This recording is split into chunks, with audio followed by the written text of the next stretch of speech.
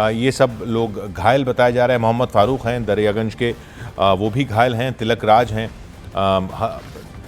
राज हैं हमीरपुर हिमाचल प्रदेश के, और वो भी घायल हैं। ये सब नाम हैं जो घायलों के। मोहम्मद सफ़वान हैं सीताराम बाज़ार दिल्ली के, वो भी घायल हैं। मोहम्मद दाऊद हैं लोनी गाज़ियाबाद उत्तर प्रदेश के।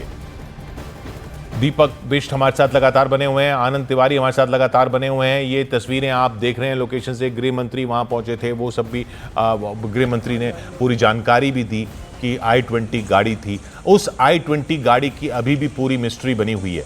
जैसा आनंद बता रहे हैं, i20 गाड़ी, सफ़ेद i20 गाड़ी HR26 नंबर किसी सलमान साहब के नाम पे रजिस्टर्ड थी। सलमान कह रहे हैं कि उन्होंने बेच दी थी वो गाड़ी, और वो बेच दी थी गाड़ी किसी देवेंद्र को ओखला में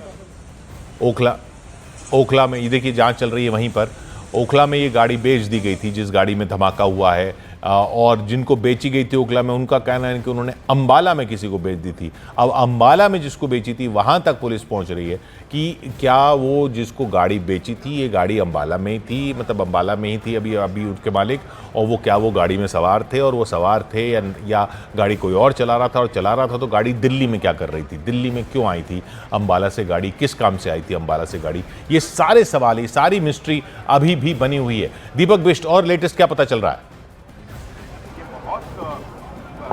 देखिए किशोर, मैं आपको बता दूं कि जो इन्वेस्टिगेशन का पूरा सीक्वेंस जो यहाँ पर जो स्पॉट है, मैं आपको बता दूं यहाँ पर किसी तरह से भी कोई ऐसा ब्लास्टिंग जो स्मेल होती है वो यहाँ पर अभी तक नहीं आई है, ऐसी जानकारी सूत्रों के हवाले से हमें मिल रही है।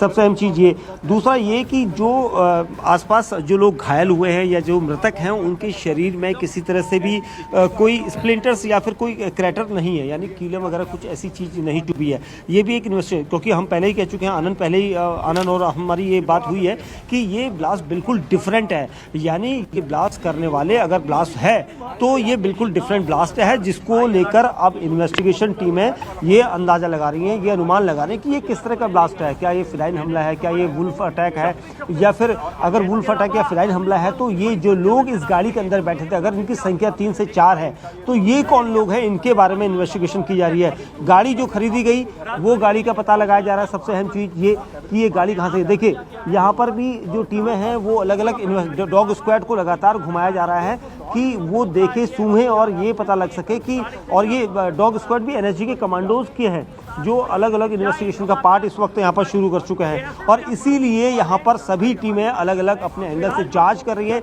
ये पता लगाया जाना बहुत ज़रूरी है कि ये ब्लास्ट है तो किस तरह का ब्लास्ट है, क्योंकि अब तक इस तरह का ब्लास्ट यहाँ पर देखा नहीं गया था, खासतौर से भारत में इस तरह का ब्लास्ट नहीं देखा गया था।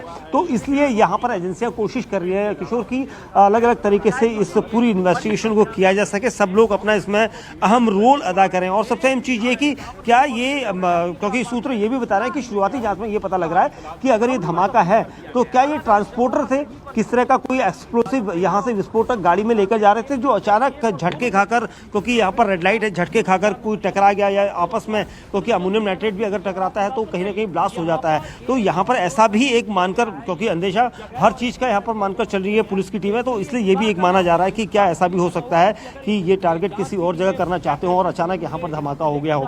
तो पुलिस की टीमें अब उस गाड़ी के चालक तक पहुँचना चाहती है, क्योंकि तार अंबाला तक पहुँच चुके हैं। पहले ओखला गुरुग्राम थे, गुरुग्राम से ओखला के बाद अब अंबाला।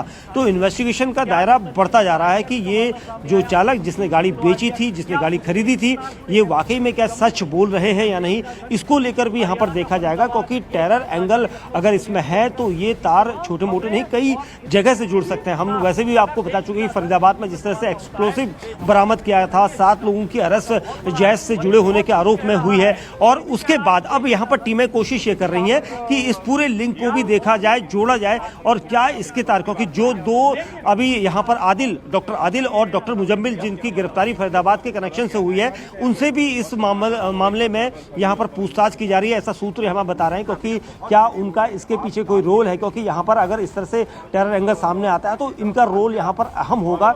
ये इसलिए क्योंकि ये 7 अरेस्टिंग बहुत बड़ी अरेस्टिंग है, एक बड़ा यहाँ पर एक बड़ी साजिश जो प्लानिंग यहाँ पर रची जा रही थी दिल्ली के नज़दीक फरीदाबाद में, तो उसको बेनकाब किया गया था, उनका खुलासा किया गया था, उनकी अरेस्टिंग हुई थी। तो एक बड़ा मॉड्यूल यहाँ पर बस्ट हुआ था, तो इसको लेकर भी ये टेरर मॉड्यूल जो है तिलमिलाया होगा।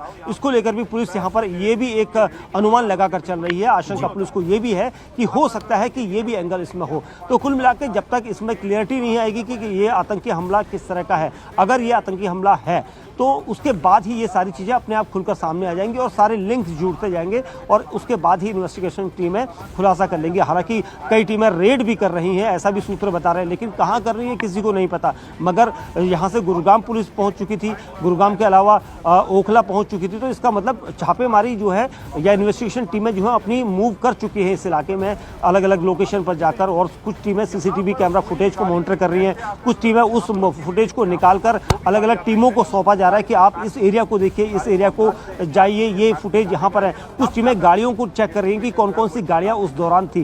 तो ये सारी चीज़ें इन्वेस्टिगेशन का पार्ट है और वेरीफाई किया जा रहा है। कई ऐसे मुखबिरों को खंगाला गया है यूनिट्स के द्वारा, चाहे NIA हो, स्पेशल सेल हो, ये सभी जगह को मुखबिर को सतर्क कर रही हो कि इस एरिया में। जी किशोर जी।